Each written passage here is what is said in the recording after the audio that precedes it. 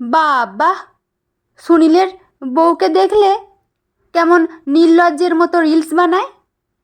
আবার আজকাল তো দেখি ছেলেটাকেও নামিয়েছে এই কাজে। ট্রেনে উঠলে এরকম মুখরোচক আলোচনা শোনা যায়। আমার কান তো আবার বেশ পাতলা, সবার সব কথাই সুন্দর পৌঁছে যায়। খড়দা থেকে উঠে আমি বসার জায়গা পাইনি, অগত্যা দাঁড়িয়েই আছি। দাঁড়িয়ে দাঁড়িয়ে এরকম আলোচনা হলে মন্দ হয় না। ছেলেটা তো দেখি আবৃত্তি করে।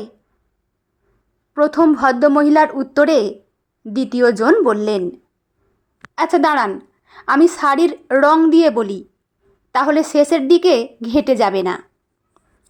প্রথমজন লাল শাড়ি পরে আছেন আর দ্বিতীয়জন সবুজ। লাল বললেন, আবৃত্তি না ছাই, তোতলায়। না গো, আমার ওদের প্রতি আর সহানুভূতি নেই। স্বামীর প্রতি কি প্রেম দেখালো, ভাইটা আমার কি ভোগান না ভুগেছে, আর ওর বউ ওই দেখিয়ে রিলস বানাচ্ছে। দেখো গাইস, তোমাদের দাদা ভাই আজ একটুও খেতে পারেনি, পুরো ভাতটাই ফেলে দিল। দেখো গাইস, আজ তোমাদের দাদা ভাইকে নার্সিংহোমে নিয়ে যাচ্ছি, ওখানে গিয়েও রিলস। ছি ছি ছি ছি। সবুজ বললেন, আরে অবাক লাগলো, তোমার ভাইকে নিয়ে যাচ্ছে শ্মশানে, তখনও সুমনা ছেলেকে বলল, যা মোবাইলটা নিয়ে লিখে দে, তোর বাবার লড়াই শেষ, বলে আবার ফ্যাচ ফ্যাচ করে কাঁদছে। পারেও চারটিখানি নাটক করতে। লাল বলল, ভাইটাই আমার মরে বেঁচেছে গো দিদি। কি কষ্টটাই না পাচ্ছিল, আরও কষ্ট পাচ্ছিল বউয়ের এইসব নাটক দেখে। এইটুকু বলেই লাল শাড়ির ভদ্রমহিলা চোখ মুছলেন। এই রিলস বানানোর দৃশ্যটা এখন বড্ড পরিচিত। মানুষ খাচ্ছে, ঘুমাচ্ছে, ভুগছে, নার্সিংহোম, বাজার সবের রিলস। তবে স্বামী মারা গেছে, বউ রিলস করছে, এই দৃশ্য বোধহয় মেনে নেওয়া যায় না। তারপর ইনি আবার মৃতের দিদি, কখনোই সম্ভব না মেনে নেয়া। সমব্যথী হওয়ার চেষ্টা করলাম। সবুজ শাড়ি পরা ভদ্রমহিলা বললেন, না গো, তোমার ভাই বড্ড তাড়াতাড়ি চলে গেল। বাইক অ্যাক্সিডেন্ট, সেখান থেকে পায়ে আঘাত, ক্ষত, বিষাক্ত ক্যান্সার। তোমার ভাইয়ের বউ যদি আর একটু নজর দিত, রিলসে সময় না দিয়ে ভাইয়ের পিছনে দিত, ভাইটা তোমার আরও কিছুদিন বাঁচত।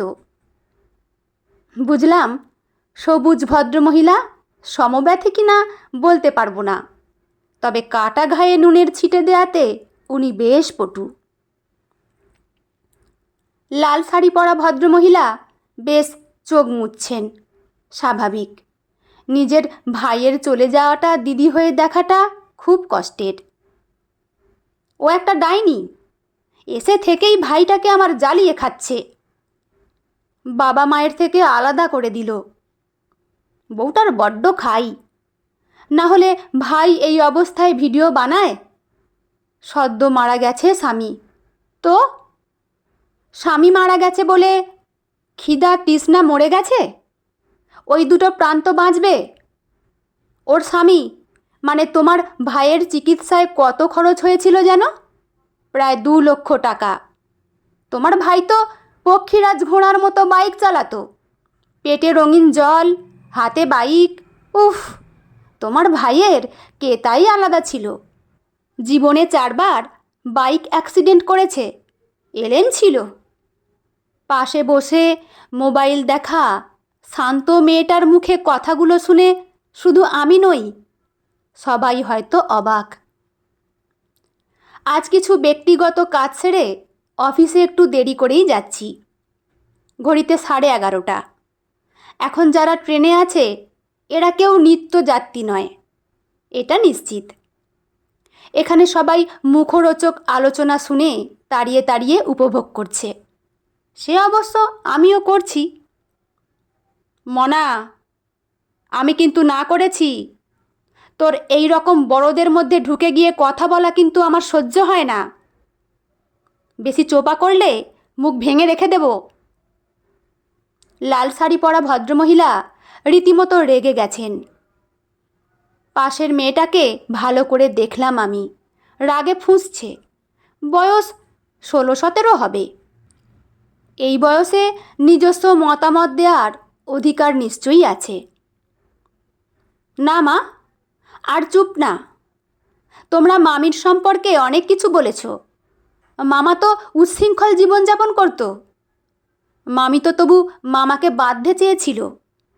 মামি ভালো নাচ জানে, সেটা দিয়েই রিলস বানিয়ে ভিউজ বাড়িয়ে ইনকাম করছে। ক্ষতি কোথায়? রূপ ভালো কবিতা করে, সেটাই করছে, তাতে কার কি ক্ষতি হচ্ছে? মেয়েটা রীতিমতো কাঁপছে। মনা, তুই এত মামির হয়ে সালিসি করছিস কেন? সবুজ শাড়ি পরা ভদ্রমহিলা জিজ্ঞেস করলেন। লাল শাড়ির মহিলা যেন কোর্টে বল পেল। সঙ্গে সঙ্গে বলল, হবে না, ওই মামিই তো শিখিয়েছে ক্যামেরার সামনে কোমর দোলাতে, গলা ছেড়ে কীর্তন গাইতে। দাঁড়া না, এবার বাড়ি গিয়ে একদম বিয়ের ব্যবস্থা করব। মনা প্রচণ্ড জ্বলছে, দাউ দাউ করে প্রায়। দাও না বিয়ে, ওই মামির মায়ের মতো। মামি ভালো, তাই নিজে চেষ্টা করছে ছেলেকে ভালো মতো মানুষ করতে।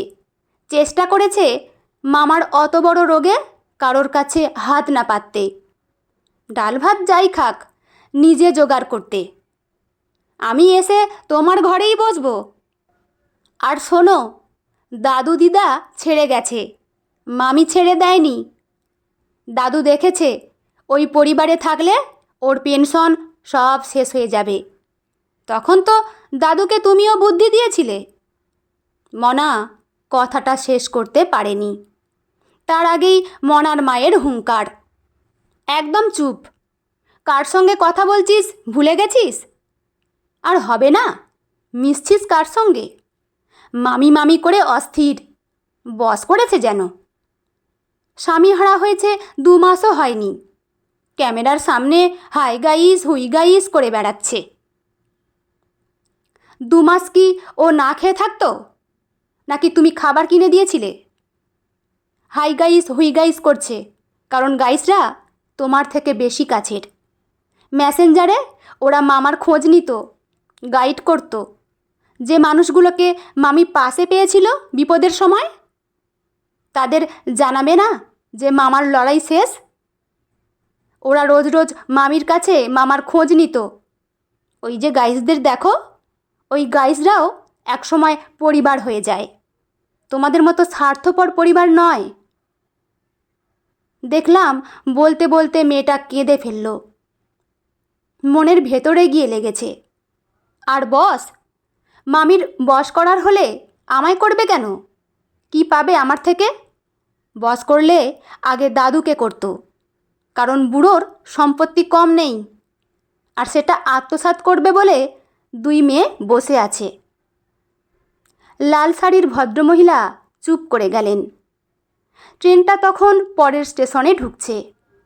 এতক্ষণ যে কামরাটা গমগম করছিল, সেখানে হঠাৎ এক অদ্ভুত নীরবতা নেমে এলো। সবাই যেন নিজের নিজের মোবাইলের স্ক্রিনে চোখ রাখলেও আসলে ভাবছিল অন্য কিছু। আমি জানলার বাইরে তাকালাম। মনে হলো আমরা মানুষকে যতটা দেখি তার চেয়ে অনেক বেশি বিচার করি। কয়েক সেকেন্ডের একটা রিলস দেখে কারো জীবনের 24 ঘন্টার গল্পটা বুঝে ফেলতে চাই। ক্যামেরার সামনে হাসিটা দেখা যায়, কিন্তু সেই হাসির আড়ালে রাতভর হাসপাতালের বেঞ্চে বসে থাকা মানুষটাকে দেখা যায় না। হাই গাইস শোনা যায়, কিন্তু সেই শব্দের আড়ালে চাপা কান্নাটা শোনা যায় না। সবাই যখন দূরত্ব মেপেছিল, তখন এই গাইসরাই হাত বাড়িয়েছিল। তাই আজ তাদের খবর দেওয়াটা নাটক নয়, কৃতজ্ঞতা। ট্রেনটা আবার চলতে শুরু করলো।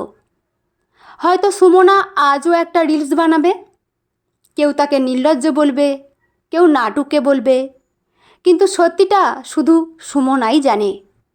কতটা ভেঙে পড়েও সে দাঁড়িয়ে আছে, শুধু নিজের জন্য নয়, তার ছেলেটার জন্যও। আর আমি মনে মনে ভাবলাম, সোশ্যাল মিডিয়ায় আপলোড হওয়া ভিডিওর দৈর্ঘ্য হয়তো 1 মিনিট, কিন্তু মানুষের লড়াইয়ের গল্প কখনো 1 মিনিটে মাপা যায় না, কখনোই না।